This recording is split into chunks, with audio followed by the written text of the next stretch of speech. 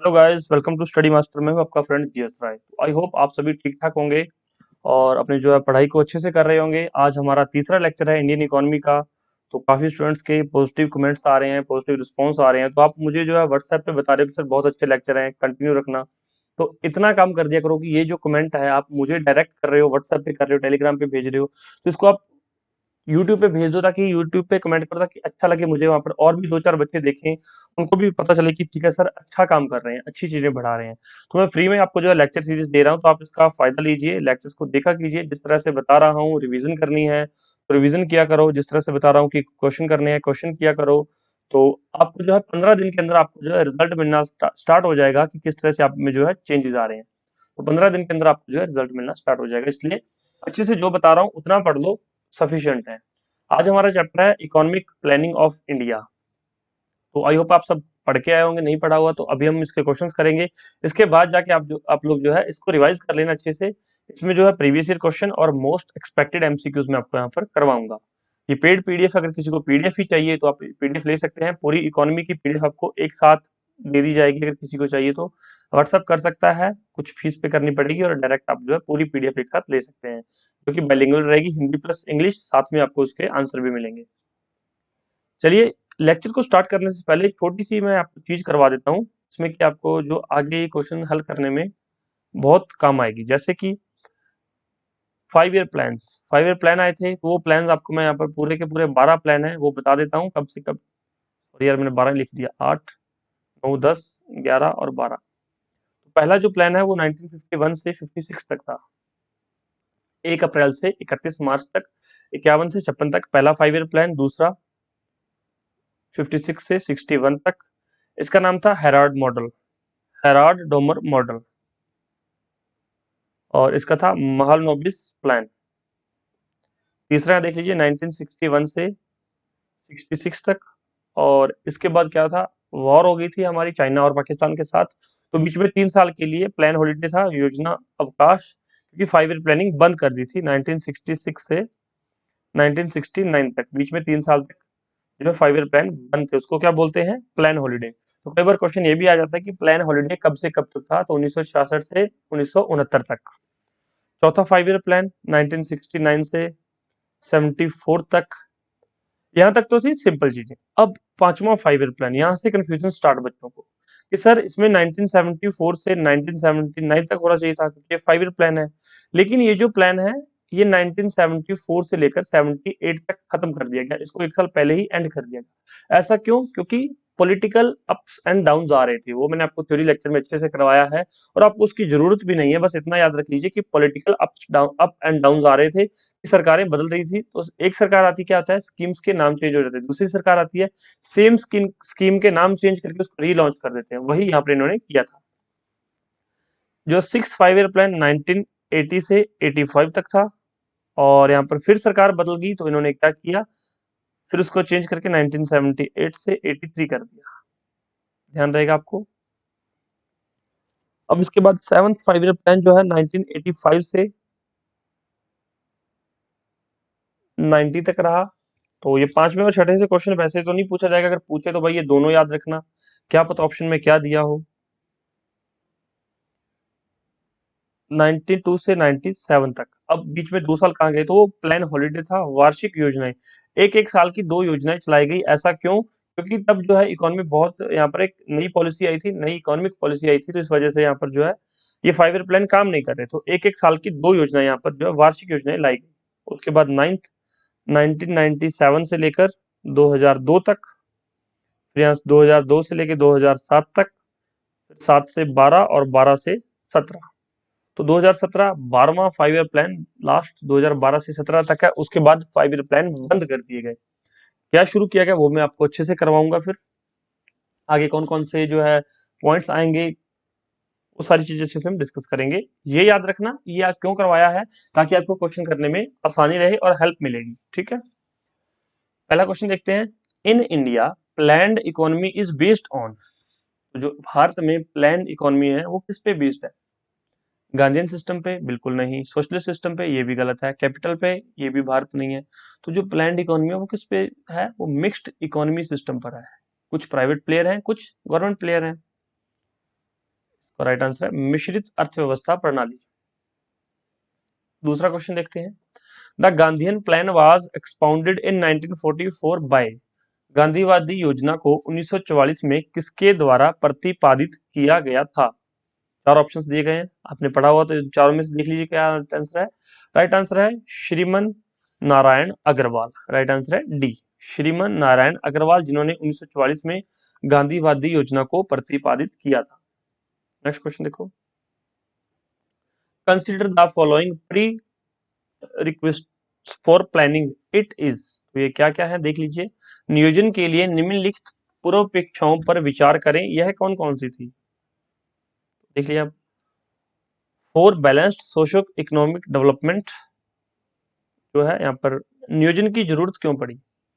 संतुलित सामाजिक आर्थिक विकास के लिए, बिल्कुल ठीक है। अगर इंग्लिश में नहीं समझ आए तो आप हिंदी में भी पढ़ सकते हैं कि हमें नियोजन की जरूरत क्यों पड़ी, प्लानिंग की जरूरत क्यों पड़ी। संतुलित सामाजिक आर्थिक विकास के लिए, बिल्कुल ठीक है यहाँ पर।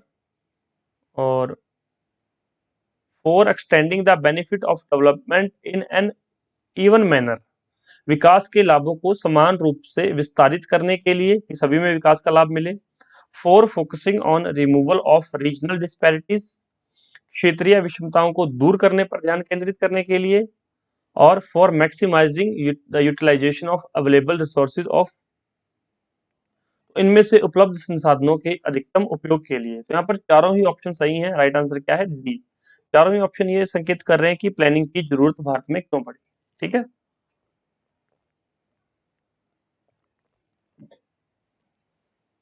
नेक्स्ट क्वेश्चन देखिए। National planning committee was set up by. तो जो नेशनल प्लानिंग कमेटी है वो किसके द्वारा सेटअप की गई थी? ऑप्शन देखिए, जवाहरलाल नेहरू, ए दलाल, S Bose, Subhash Chandra Bose, L B Shastri, Lal Bahadur Shastri. तो राइट आंसर क्या है? Subhash Chandra Bose.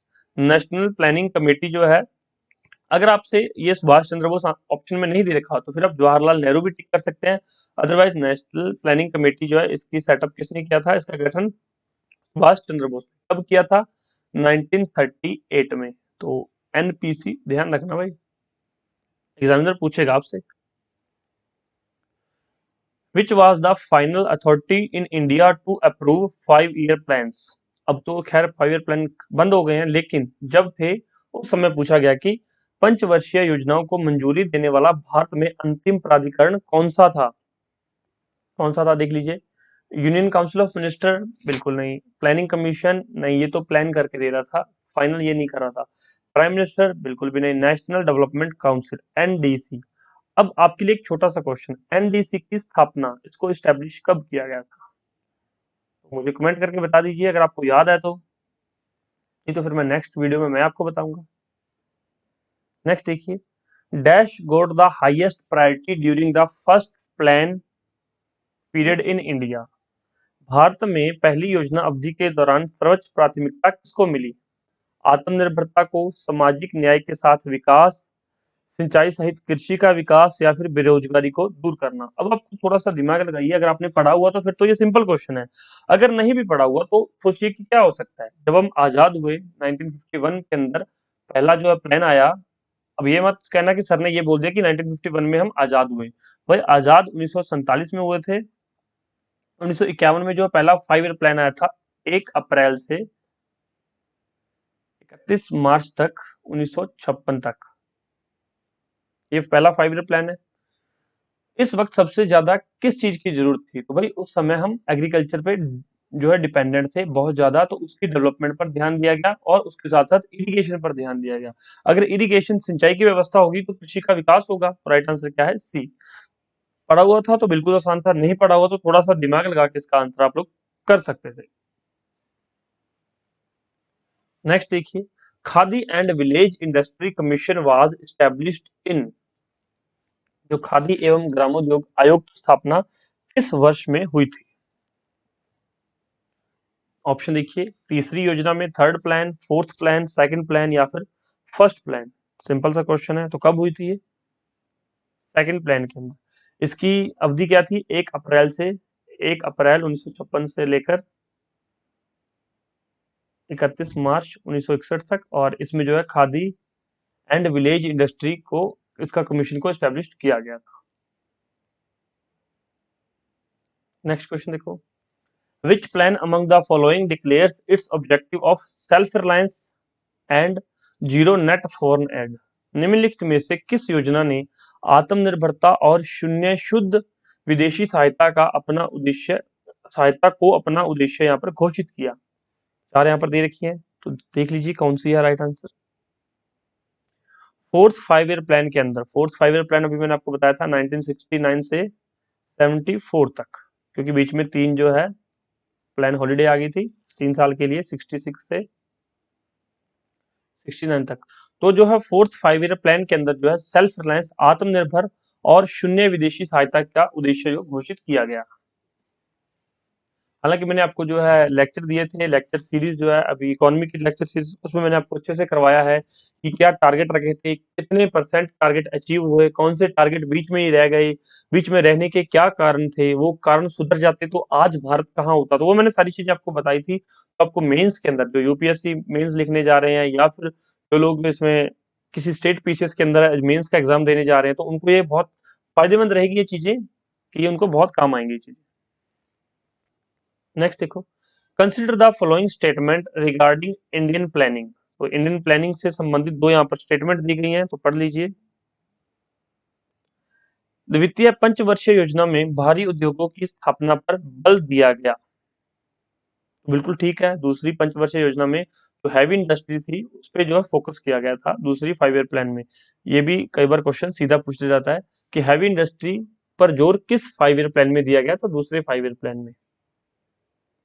The third 5 year plan introduced the concept of import substitution as a strategy of industrialization। तीसरी पंचवर्षीय योजना ने औद्योगिकीकरण की रणनीति के रूप में आयात प्रतिस्थापन की अवधारणा को पेश किया। तो बिल्कुल यहाँ पर ये ठीक है, तो इसमें राइट आंसर क्या होगा, सी। एक और दो दोनों यहाँ पर ठीक है। नेक्स्ट देखिए question, first 5 year plan was started in. तो बिल्कुल ये तो खतरनाक क्वेश्चन डाल दिया, इतना टफ डालेंगे तो बच्चे कैसे करेंगे। पहला 5 ईयर प्लान कब स्टार्ट हुआ, ऑप्शन देख के आप लोग खुद बताइए, आंसर कर दीजिए नीचे comment. The planned development model was adopted in India from. तो कब से ये जो प्लान्ड डेवलपमेंट मॉडल है कब से स्टार्ट किया गया। तो अगर आप लोग ध्यान दे रहे हो तो मैं आपसे बता रहा हूँ, आपको 1 अप्रैल लिख रहा हूँ, 1 अप्रैल 1951। जो भी योजना शुरू हो रही है वो 1 अप्रैल से स्टार्ट हो रही है, तो एक ही ऑप्शन है 1 अप्रैल 1951, जब यहाँ पर जो है नियोजित विकास मॉडल को अपनाया गया भारत में। ठीक है, राइट आंसर है ए।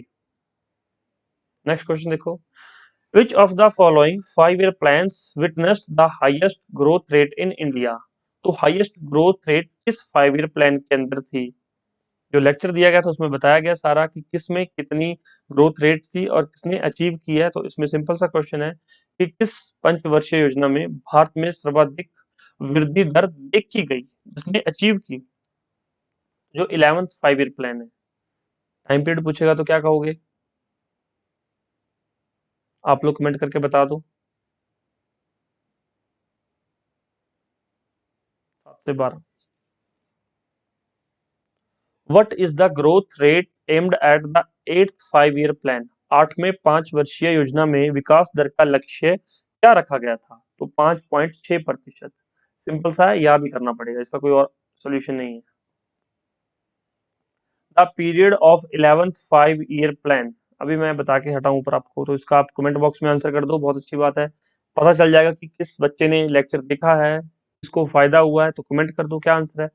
11th 5 ईयर प्लान का टाइम पीरियड क्या है, टेन्योर, अवधि क्या थी।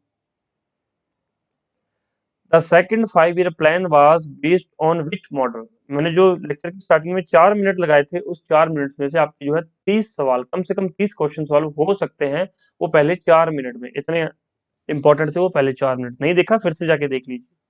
The second 5 year plan was based on which model, बताइए, महालनोबिस मॉडल। राइट आंसर है डी। नेक्स्ट देखिए, under which 5 year plan was the decision to establish a socialistic pattern of society taken. किस पंचवर्षीय योजना के तहत समाज के समाजवादी प्रतिमान को स्थापित करने का निर्णय लिया गया था। तो ये दूसरी पंचवर्षीय योजना के अंदर जो है समाजवादी प्रतिमान को स्थापित करने का जो निर्णय लिया गया। नेक्स्ट क्वेश्चन देखो, planning in India in a real sense began with the second 5 year plan, who was the architect of Indian planning. अब इसमें मैं क्वेश्चन को थोड़ा सा समझा देता हूँ। भारत में जो नियोजन है ये वास्तविक अर्थों में दूसरी पंचवर्षीय योजना के साथ प्रारंभ हुआ। ऐसा क्यों? क्योंकि भाई पहले में तो सिर्फ और सिर्फ क्या था, एग्रीकल्चर पर फोकस कर रहे थे कि एग्रीकल्चर, वो तो हम पहले से ही कर रहे थे, भारतीय लोग जो उस समय प्रेजेंट थे वो एग्रीकल्चर कर रहे थे। बस एग्रीकल्चर को बढ़ाने की बात की गई थी, किसी दूसरी इंडस्ट्री के बारे में, दूसरे किसी चीज के बारे में कोई बात नहीं की गई थी। बस एग्रीकल्चर को आगे कैसे लेकर जाना है यही, और इसकी सिंचाई व्यवस्था के बारे में बात की गई थी। लेकिन जो एक्चुअल में प्लानिंग थी वो सेकंड 5 ईयर प्लान था, जिसमें कि हैवी इंडस्ट्री के बारे में बात की गई थी। तो उसका आर्किटेक्ट कौन था? पीसी महालनोबिस। राइट आंसर यहाँ पर डी है। नेक्स्ट क्वेश्चन देखो, core sector in the planning means, core sector नियोजन में कोर सेक्टर का अर्थ क्या है? कृषि, रक्षा, लौह और इस्पात उद्योग, या फिर सिलेक्टेड बुनियाद चयनित बुनियादी उद्योग। तो राइट आंसर क्या है? Selected basic industry. ये कोर सेक्टर होता है। अगर ये इंडस्ट्री ठीक है, अगर ये बेसिक इंडस्ट्री ठीक हुई तो ये आपको आगे लेके जाएगी प्लानिंग में, और आपका जो है अच्छी ग्रोथ होगी। और अगर ये बेसिक इंडस्ट्री ही खत्म हो गई तो जो आपका प्रोडक्शन हो रही है, कहाँ से जो आप प्रोडक्ट बना रहे हैं, जो आप पैदा कर रहे हैं खेतों में, वो भी एग्रीकल्चर जो है वो भी प्रोड्यूस, वो भी किसी काम नहीं आएगी अगर आपके पास इंडस्ट्री ही नहीं है। तो इसलिए basic selected basic industry core sector है प्लानिंग का। ठीक है। Goal of third 5 year plan in India is, Bharat में तीसरी पंचवर्षीय योजना का लक्ष्य क्या था? पढ़ लीजिए ऑप्शंस। आय का समान वितरण, बिल्कुल भी नहीं। आत्मनिर्भर और विदेशी सहायता पर निर्भरता कम करना, इससे पहले भी हमने ये क्वेश्चन अभी किया था। और आप सोच रहे हो कि सर हमने ये क्वेश्चन किया तो आप क्वेश्चन को बदल बदल के क्यों लिख देते हो? तो बच्चों, कोई question Bihar public service commission में आया हुआ है तो मैंने एज इट इज लिख दिया ताकि आपको पता रहे। कोई question Haryana staff selection commission ने पूछा है वो मैंने एज इट इज लिख दिया कि ये पढ़ लो भाई। कोई क्वेश्चन जो हरियाणा सिविल सर्विसेज में पूछा गया वो मैंने एज इट इज लिख दिया। जैसे ये क्वेश्चन है, ये आईएएस के अंदर एज इट इज पूछा गया था तो ये मैंने सीधा एज इट इज उठा के लिख दिया। तो मैं आपको जो है प्रीवियस ईयर सारे क्वेश्चन, सारे एग्जाम्स को, पैटर्न को फॉलो किया। यूपी पीसीएस के पेपर्स देखे, इसके एमपी पीसीएस के पेपर देखे, जितने भी जो है पॉसिबल थे पेपर देखने, वो सारे पेपर देखे, उनको यहाँ पर एक जगह इकट्ठा किया, उनके आंसर्स बनाए, और फिर मैं आपके लिए यहाँ पर लेकर आया हूँ। तो आप देख सकते हो कितनी मेहनत लगती है सभी काम करने में। लेकिन अगर आप ये सारे क्वेश्चन कर लेते हो तो एग्जाम में जाके आपको ऐसा नहीं लगेगा कि इकोनॉमी में कोई भी क्वेश्चन इससे बाहर है। अगर मान लो, मैं आपसे एक एग्जांपल से बात करता हूँ, अगर इकोनॉमी में 20 क्वेश्चन पूछे जाएंगे, और अगर आप ये जो मेरी पूरी पीडीएफ है, इकोनॉमी की पूरी पीडीएफ, इसके अंदर की आपको 150 के पेजेस हैं, अराउंड 150 पेजेस हैं, जिसमें आपको सारे क्वेश्चंस मिल जाएंगे, 150 पेजेस हैं आसपास। तो 150 पेजेस में जितने भी क्वेश्चन थे तो 20 में से आपके 18 तो सॉल्व हो जाएंगे। अब दो कौन से रह गए? दो आपके जो करंट अफेयर से रिलेटेड होंगे वो रह जाएंगे। मतलब स्टैटिक वाले तो 18 सारा की सारा कवर हो जाएगा इस पीडीएफ से, जो मैं पूरी इकोनॉमी की आपको करवाऊंगा। 15 से 20 लेक्चर्स रहेंगे, सारे आपको अच्छे से मैं करवा दूंगा। तो आप किसी भी एग्जाम की तैयारी कर रहे हैं, चाहे वो सीईटी है, चाहे वो इसके अलावा एसएससी है, पीसीएस है, स्टेट पीसीएस है, यूपीएससी है, या कोई भी एग्जाम है, वनडे एग्जाम है, तो आपको अगर ये पढ़ रहे हो तो आपको सारा क्लियर हो जाएगा। ठीक है, इससे बाहर कुछ भी नहीं आएगा। The basic objective of fifth 5 year plan was, तो भाई पांचवें 5 ईयर प्लान का बेसिक मूल उद्देश्य क्या था? क्या इसका? गरीबी हटाना, पॉवर्टी रिमूवल। ये क्वेश्चन सीधा एचसीएस में भी पूछा गया था। During which 5 year plan was the emergency claimed. अब मैं एक चीज और आपको बता देता हूँ, ये जो क्वेश्चन है ये 2018 में या फिर 17 में यूपीएससी में पूछा गया था, आईएएस के अंदर। और उसके बाद सेम क्वेश्चन 2019 में हरियाणा सिविल सर्विसेज का एग्जाम हुआ था, ये क्वेश्चन एज इट इज उठा के उस एग्जाम में दे दिया गया। और इससे जो पहले एचसीएस का एग्जाम हुआ था उसमें भी ये क्वेश्चन पूछा गया था। तो इस तरह से बहुत सारे क्वेश्चन आपको जो है डायरेक्ट मिलेंगे, ये सारे क्वेश्चन वही हैं, बस इनको कर लो, पढ़ लो बच्चों। During which 5 year plan was the emergency claimed, new election took place and Janata party was elected. तो ऐसा किस पांचवें 5 ईयर प्लान के अंदर हुआ था? ऐसा किसमें? जो फिफ्थ 5 ईयर प्लान है, वो मैंने बताया था 1974 से 79 तक था, लेकिन इमरजेंसी लग गई और ये जो प्लान है 1974 से 78 तक ही रह गया। और क्योंकि इलेक्शन हो गए थे और जनता पार्टी इलेक्ट होकर आ गई थी, तो ये प्लान को एक साल पहले ही यहाँ पर सरकार बदलने के कारण पहले ही बंद कर दिया गया। आई होप आपको याद होगा, हो ही गया होगा इतना तो। The slogan of poverty abolition was given in the fifth which 5 year plan. तो गरीबी हटाओ या गरीबी उन्मूलन का नारा किस पंचवर्षीय योजना के अंदर दिया गया? पांचवी पंचवर्षीय योजना के अंदर ये जो नारा दिया गया था, अभी किया हमने ऊपर। नेक्स्ट देख लो, the 5 year plan that terminates sorry the 5 year plan that terminated 1 year before the scheduled period is. तो भाई अभी मैं बार बार बता रहा हूँ 74 से 79 तक था, लेकिन इन्होंने कम करके 1974 से 78 तक कर दिया। तो एक साल पहले ही, 1 ईयर बिफोर, समाप्त होने से एक वर्ष पहले ही समाप्त कर दिया। तो वो कौन सी पंचवर्षीय योजना थी? बिल्कुल सिंपल सा क्वेश्चन है, फिफ्थ। ठीक है, याद रहेगा आपको। और इस तरह से जो सारे क्वेश्चन मैं चैप्टर वाइज करवा रहा हूँ, इसका फायदा क्या है, एक चैप्टर से जितने भी क्वेश्चन और जैसे जैसे क्वेश्चन बन सकते हैं वो सारे आपको मिलेंगे। In which one of the year rolling plan was in operation in India? तो रोलिंग प्लान जो है किस साल में जो है इंडिया के अंदर ऑपरेट किया गया था? तो 1978 से 79, क्योंकि सेम क्वेश्चन 74 से 79 बनाया गया था और ये 19 से 78 तक हो गया। फिर नई सरकार आई तो उन्होंने क्या कर दिया, 1980 से 85 तक जो है पंचवर्षीय योजना लागू कर दी, क्योंकि यहाँ पर 79 तक तो से पहले ही था, तो बीच में एक साल को क्या किया इन्होंने, रोलिंग प्लान का नाम दे दिया गया। ओके, तो रोलिंग प्लान 78 से 79। The plan holiday refer to the period, अभी मैंने पहले करवाया 66 से 69, इसको बोलते हैं प्लान हॉलीडे। क्या कहते हैं? योजना अवकाश अवधि को संदर्भित करता है 1966 से 69 तक। सी।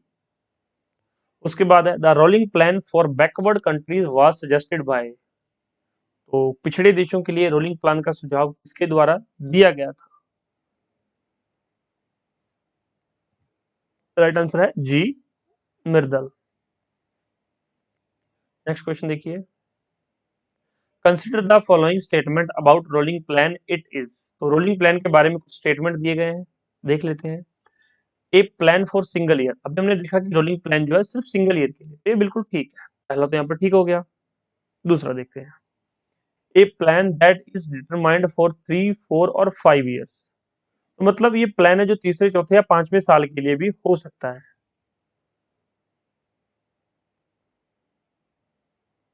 नेक्स्ट क्वेश्चन देखिए, reviewed every year according to the necessity of the economy. अब देख सकते हैं आप लोग इसका मतलब क्या है, मतलब रोलिंग प्लान, आपने एक रोलिंग प्लान बना दिया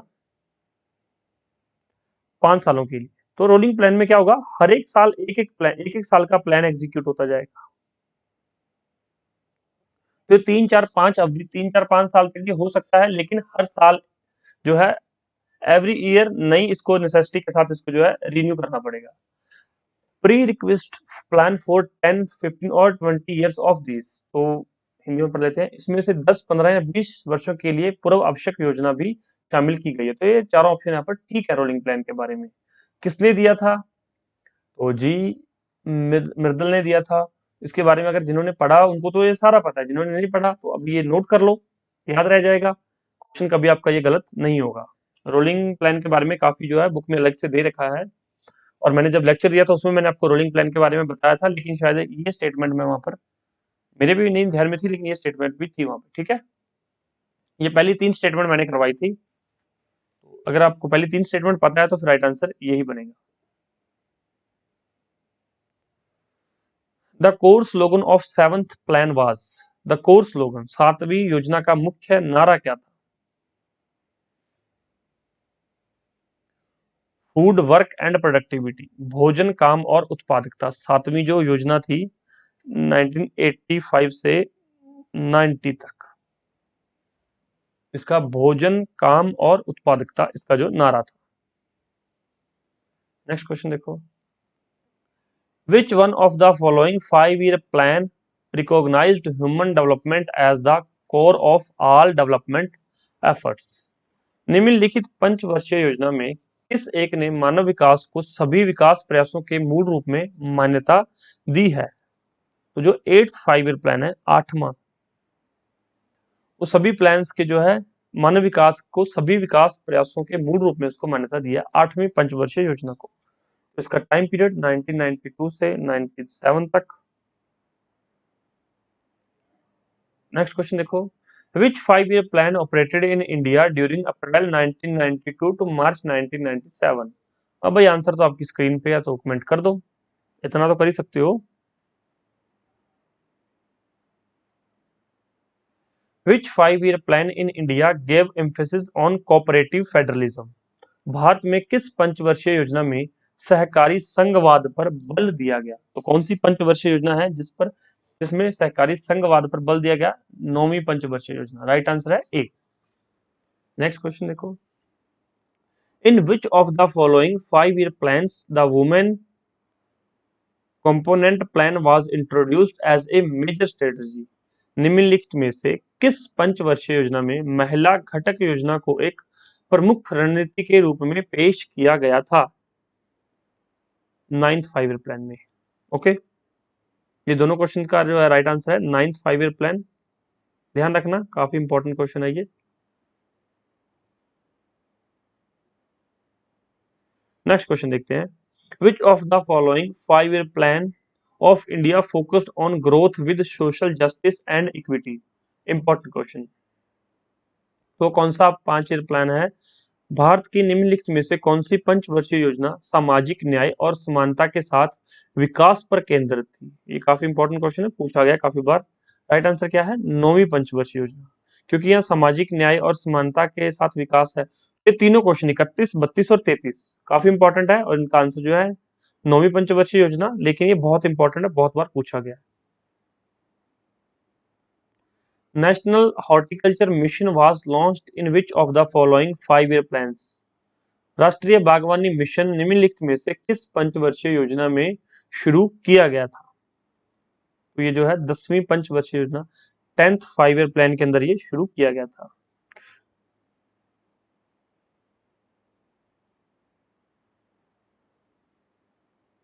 नेक्स्ट क्वेश्चन देखते हैं, in the 11th 5 year plan which of the following sector accounts for the maximum combined central state and UT expenditure।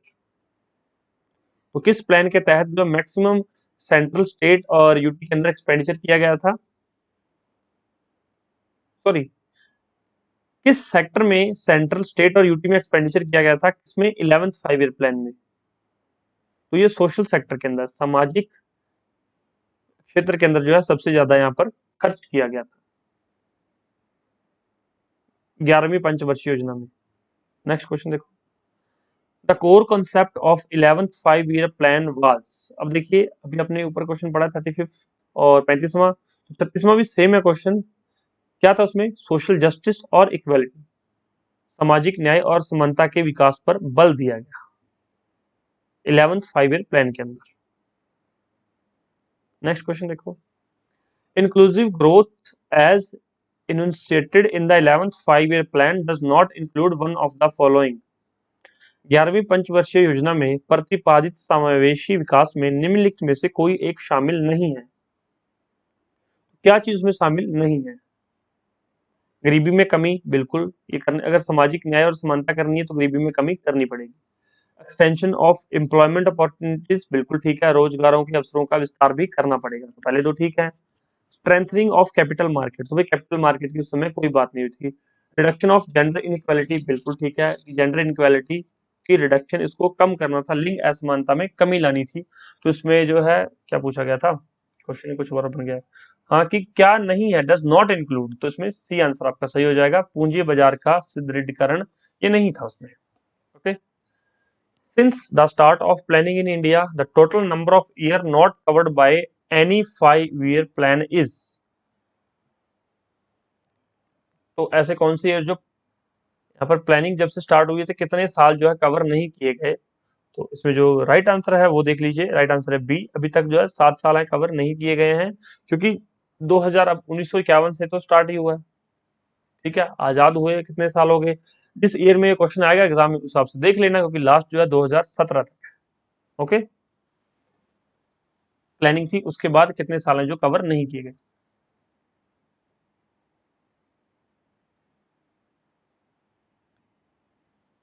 Next देखिए, भारत में औद्योगिक क्षेत्र में नियोजन प्रक्रिया ने पिछली अवधि की तुलना में 90 के दशक में अपेक्षाकृत कम महत्वपूर्ण स्थान ग्रहण किया है।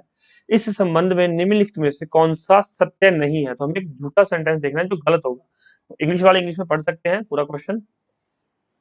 उदारीकरण के आगमन के साथ औद्योगिक निवेश या विकास को बड़े पैमाने पर निजी और बहुराष्ट्रीय क्षेत्र के क्षेत्र में रखा गया था। तो ये गलत है। बाजारों के एक केंद्रीय सॉरी, यहाँ पर सत्य नहीं है पूछा गया, तो ये ठीक है। ये तो ठीक है कि जो है जब उदारीकरण हुआ तो निवेश कोई भी कर सकता था, निजी कोई कर सकता था, बहुराष्ट्रीय कोई भी लोग आकर निवेश कर सकते थे। बाजारों के एक केंद्रीय स्थान लेने के साथ कई क्षेत्रों में केंद्रीय नियोजन की भूमिका बेमानी हो गई थी, बिल्कुल ठीक है। नियोजन का ध्यान मानव संसाधन विकास, बुनियादी ढांचे, जनसंख्या नियंत्रण और कल्याण जैसे क्षेत्रों में स्थानांतरित हो गया था, बिल्कुल ठीक है। देश की प्राथमिकताएं औद्योगिक विकास के साथ ग्रामीण विकास में स्थानांतरित हो गई थी, तो ये बिल्कुल गलत है। ग्रामीण विकास की बात तब नहीं हुई थी, ये बाद में हुई है। ये 90 के दशक की बात की जा रही है, लेकिन ये ग्रामीण विकास की बातें अब स्टार्ट हुई है, पहले ग्रामीण विकास की बात नहीं होती थी। ठीक है, तो राइट आंसर क्या है इसका? डी आंसर सही है। Planning from below is known as, निम्न से नियोजन के रूप में जाना जाता है, तो भाई डिसेंट्रलाइज्ड प्लानिंग, विकेंद्रीकृत योजना। In the context of India, 5-year plan, a shift in the pattern of industrialization with lower infrastructure began in। Bharat की पंचवर्षीय योजनाओं के संदर्भ में निम्न अवसंरचना के साथ औद्योगिकरण के पैटर्न में बदलाव शुरू होता है। तो किस योजना के अंदर बदलाव जो है आना शुरू हो जाता है? छठी पंचवर्षीय योजना के अंदर। Who authored the book planned economy for India, तो ये बुक किसके द्वारा लिखी गई थी? तो ये एम विश्वरैया के द्वारा ये बुक लिखी गई है। ये बहुत बार बुक पूछी जाती है, तो ध्यान रखना इस बुक का। 11th 5-year plan emphasised on, तो 11वां जो है 5 वर्षीय योजना था, इसका बल किस चीज पर था? बिल्कुल ठीक है, अभी मैंने क्वेश्चन करवाया है। तेज और अधिक समावेशी विकास, faster and more inclusive growth. ये क्वेश्चन बहुत बार पूछा गया है, वेरी वेरी इंपॉर्टेंट कैटेगरी में रख लो इसको। In India which of the following 5-year plan was launched with A focus on sustainable growth. Bharat में निम्नलिखित में से कौन सी पंचवर्षीय योजना सतत विकास पर ध्यान देने के साथ शुरू की गई थी? तो भाई सतत विकास, सस्टेनेबल डेवलपमेंट की जो योजना है वो 12वीं पंचवर्षीय योजना है, जिसका टाइम पीरियड क्या था? 12 से 17 तक। अब नीचे देखिए, match the following plans and programme. कुछ यहाँ पर प्लान दिए गए हैं और कुछ प्रोग्राम दिए गए हैं, तो मैं यहाँ पर देख लेता हूँ। ये लिस्ट 1 और लिस्ट 2 है, तो देख लीजिएगा। मैं यहाँ पर देखता हूँ। हाँ। पहली योजना, दूसरी, तीसरी, चौथी और पांचवी, 5 योजनाएं दी गई हैं और इनके साथ जो है क्या है, 5 यहाँ पर कार्यक्रम दिए गए हैं। तो इनको यहाँ पर सही मिलान करना है। पहली योजना के अंदर किस चीज पर ध्यान यहाँ पर दिया गया था? तो पहली योजना में जो है सामुदायिक विकास पर ध्यान दिया गया था, तो पहली योजना का यहाँ पर 2 आ जाएगा। दूसरी योजना में यहाँ पर तीव्र औद्योगिकरण पर विकास दिया गया था, तो यहाँ पर 1 आ जाएगा। तीसरी योजना में बुनियादी उद्योगों का विस्तार किया गया, तो यहाँ पर 3 आ जाएगा। चौथी योजना में जो क्या किया गया था, न्यूनतम आवश्यकता कार्यक्रम, तो 5 आ जाएगा। और पांचवी योजना में सॉरी चौथी योजना में स्थिरता के साथ आत्मनिर्भरता और विकास की उपलब्धि थी, और पांचवी में जो न्यूनतम आवश्यकता कार्यक्रम। तो देख लीजिए, पहली योजना इसके अंदर सामुदायिक विकास की बात की गई थी। दूसरी योजना में तीव्र औद्योगिकरण, हैवी इंडस्ट्री के बारे में बात की गई थी। तीसरी योजना के अंदर बुनियादी उद्योगों का विस्तार किया गया था। चौथी योजना में स्थिरता के साथ आत्मनिर्भरता और विकास की उपलब्धि, और पांचवी योजना में न्यूनतम आवश्यक कार्यक्रम। तो राइट आंसर क्या हो जाएगा इसका? 2, 1, 3, 5, 4। तो राइट आंसर क्या हो जाएगा? डी। और इंग्लिश वाले यहाँ पर अपना जो क्वेश्चन अच्छे से पढ़ सकते हैं। थोड़ा सा उनके लिए फिर से मैं पीछे कर देता हूँ, इंग्लिश वाले स्टूडेंट्स के लिए। तो ये 45 क्वेश्चन थे इसमें, और ये साथ में इनके जो है आंसर्स भी दिए गए हैं, 45 क्वेश्चन है और सारे आंसर आपको एक साथ यहाँ पर मिल जाएंगे। तो अगर किसी को ये पीडीएफ चाहिए तो ये पेड पीडीएफ है। पेड पीडीएफ लेने के लिए आप हमें व्हाट्सएप पे कांटेक्ट कर सकते हैं। अदरवाइज लेक्चर सीरीज तो आपके लिए फ्री ऑफ कॉस्ट है, तो डेली लेक्चर देखो। हो सकता है अगर किसी ने प्रैक्टिस के लिए पीडीएफ चाहिए हो तो प्रैक्टिस के लिए पीडीएफ भी अवेलेबल हो जाएगी। व्हाट्सएप पे मैसेज कर दो, नॉमिनल सी फीस है वो पे करके आप लोग जो पीडीएफ ले सकते हैं। इसके अलावा आप व्हाट्सएप पे कांटेक्ट करके सारी जानकारी प्राप्त कर सकते हैं। ये हमारे फोन नंबर है और ये हमारी ऑफिशियल वेबसाइट है। चैनल को सब्सक्राइब कर लीजिए। डेली क्लास होती है, डेली क्लास देखा करो और कल जो है नेक्स्ट चैप्टर पढ़ के आना, उसमें से आपको क्वेश्चंस करवाए जाएंगे। Thank you so much, take care, bye bye. और अपडेट्स के लिए चैनल को सब्सक्राइब कर लो, साथ में बेल आइकन दबा लो और थैंक यू।